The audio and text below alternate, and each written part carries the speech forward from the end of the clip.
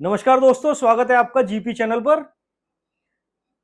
आज हम दीनदयाल उपाध्याय जी के जीवन पर जो श्रृंखला है उसमें दीनदयाल जी का जो प्रचारक जीवन था उस पर बात करेंगे कि कैसे वह संघ के संपर्क में आए। अपनी पढ़ाई पूरी करने के बाद उन्होंने न कभी किसी नौकरी का विचार किया, न अपने परिवार के विषय में सोचा। बस एक धुन थी राष्ट्र के प्रति समर्पण की, राष्ट्र के लिए काम करने की। तो आइए बात करते हैं उनके प्रचारक जीवन पर। पंडित जी के प्रचारक जीवन की बात करते हैं तो हम नहीं भूल सकते परम पूज्य हेडगेवार जी को, हम नहीं भूल सकते परम पूज्य गोलवलकर जी को, जिनका मानना था कि राष्ट्र सिर्फ जमीन का टुकड़ा नहीं होता, राष्ट्र एक विचार होता है, एक चेतना, एक आत्मा। इन तीनों को हम अलग करके नहीं देख सकते। तो आज हम इस एपिसोड में उन तीनों विचारकों की बात करेंगे जिन्होंने भारत को भारतीय दृष्टि से समझने की राह दिखाई। डॉक्टर हेडगेवार ने 1925 में कांग्रेस में रहकर आजादी की पहले लड़ाई लड़ी और 1925 में उन्होंने राष्ट्रीय स्वयंसेवक संघ की स्थापना की। अलग सोच थी, कुछ अलग सोच रहे थे। उन्होंने देखा और सोचा अंग्रेज तो एक दिन चले जाएंगे, लेकिन अगर भारत की आत्मा गुलाम रही तो आजादी अधूरी होगी। और यहीं से जन्म हुआ उस सोच का जिसको आज हम राष्ट्रीय स्वयंसेवक संघ के नाम से जानते हैं। उनका उद्देश्य था ऐसे नागरिक बनाना जो राष्ट्र को सबसे ऊपर रखें। उनका कहना था हमें ऐसे स्वयंसेवक चाहिए जो सच्चे अर्थों में भारत माता के सपूत हों। उनके बाद संघ की जिम्मेदारी द्वितीय सरसंघचालक श्री गुरुजी गोलवलकर जी के कंधों पर आ गई। गुरुजी ने संघ को सिर्फ संगठन नहीं, एक सांस्कृतिक आंदोलन में बदल दिया। उन्होंने भारत को एक राष्ट्र नहीं, जीवंत संस्कृति के रूप में देखा। वे कहते थे हिंदू राष्ट्र कोई राजनीतिक अवधारणा नहीं है, यह हमारी सभ्यता की पहचान है। उन्होंने संघ को एक विचारधारा दी, संगठन, सेवा और संस्कार। संघ के इन्हीं संस्कारों से तैयार हुए एक और नायक जिनको हम पंडित दीनदयाल उपाध्याय के नाम से जानते हैं। शांत, विनम्र, लेकिन वैचारिक रूप से बेहद सशक्त। उन्होंने राजनीति को सिर्फ सत्ता नहीं, सेवा और सिद्धांत का माध्यम माना। उन्होंने जनसंघ को विचारधारा की राजनीति का आधार बनाया और प्रस्तुत किया एकात्म मानववाद का दर्शन, जिसमें व्यक्ति, समाज, प्रकृति, ईश्वर एक दूसरे से जुड़े होते हैं। उनका सपना था अंतिम व्यक्ति तक विकास पहुंचे। यही है अंत्योदय। वे राजनीति में आए, लेकिन अपने साथ संघ की सादगी और तपस्या लेकर आए। तीनों का लगभग काम अलग था, लेकिन सोच एक थी। जहां हेडगेवार जी संगठन के निर्माता रहे, द्वितीय सरसंघचालक गोलवलकर जी ने विचारों को प्रदान किया और दीनदयाल जी राजनीति में विचार के वाहक बने। इन तीनों ने मिलकर भारत को एक वैकल्पिक वैचारिक रास्ता दिखाया जो पश्चिम की नकल तो नहीं थी, भारत की आत्मा से उपजा हुआ था। और यही बना संघ, फिर जनसंघ और बाद में भारतीय जनता पार्टी की वैचारिक नींव।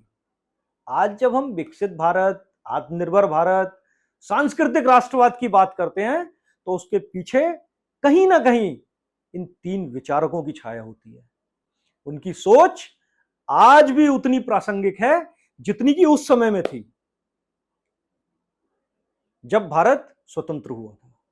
उन्होंने कभी खुद के लिए कुछ नहीं मांगा, सिर्फ भारत मां की सेवा चाहिए। तीन पुरुष, कहें महापुरुष, एक महान विचार। अगर हेडगेवार जी 20 थे, गोलवलकर जी उस बीज की जड़ें थे, तो दीनदयाल उपाध्याय उस वृक्ष की शाखा बनकर समाज तक विचार पहुंचाने वाले पंछी। तो दोस्तों सवाल यह है कि आज का भारत इस विचार को समझ पा रहा है? अब हमें आना पड़ेगा दीनदयाल जी के पारिवारिक जीवन पर। दीनदयाल जी ने घर छोड़ दिया था, शिक्षा उनकी चल रही थी। आरएसएस के संस्थापक डॉक्टर हेडगेवार जी से बातचीत करने के बाद और संगठन के प्रति पूरी तरह से अपने आप को समर्पित करने के बाद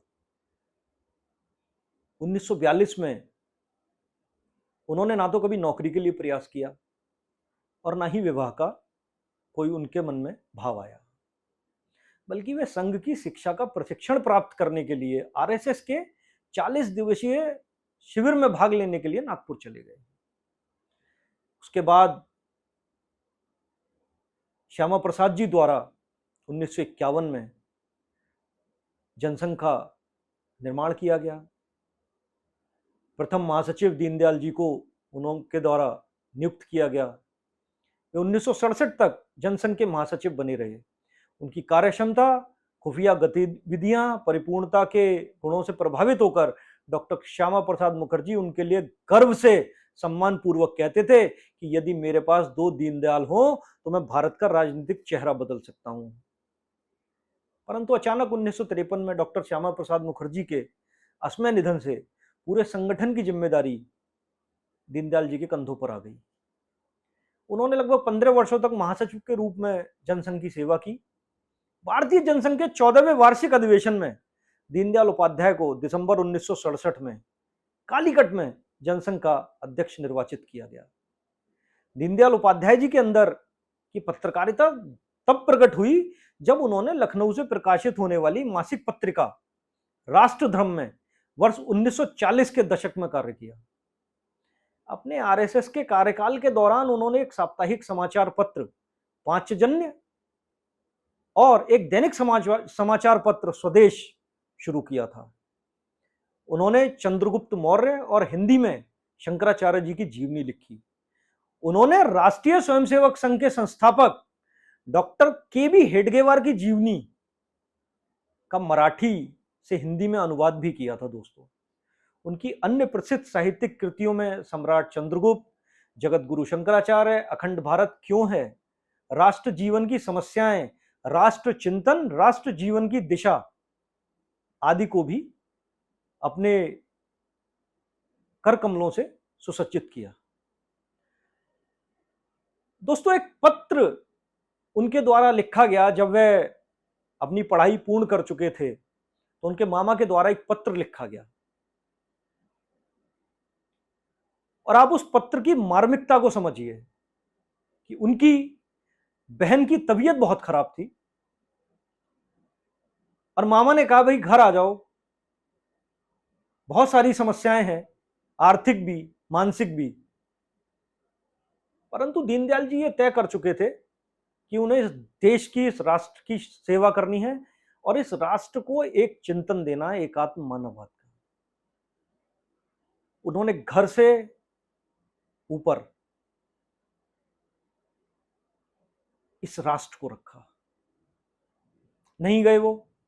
1942 में फिर उनके मामा के बेटे बनवारी लाल जी का पत्र आया, जिसमें उन्होंने उनको तरह तरह से परेशान करने वाली बात और उनको भावुक करने वाली बातें उस पत्र में लिखी गई। परंतु दीनदयाल जी एक दृढ़ निश्चय कर चुके थे कि उन्हें सिर्फ इस राष्ट्र की सेवा करनी है। उन्होंने इस देश को एक ऐसा विचार दिया, एक प्रचारक के रूप में, एक राष्ट्र चिंतक के रूप में, एक राष्ट्र की सोच जिन्होंने दी कि इस भारत का जो आत्मा है वो धर्म है, सेवा है और संगठन है। आज उसी दिशा में चीजें आगे बढ़ रही हैं।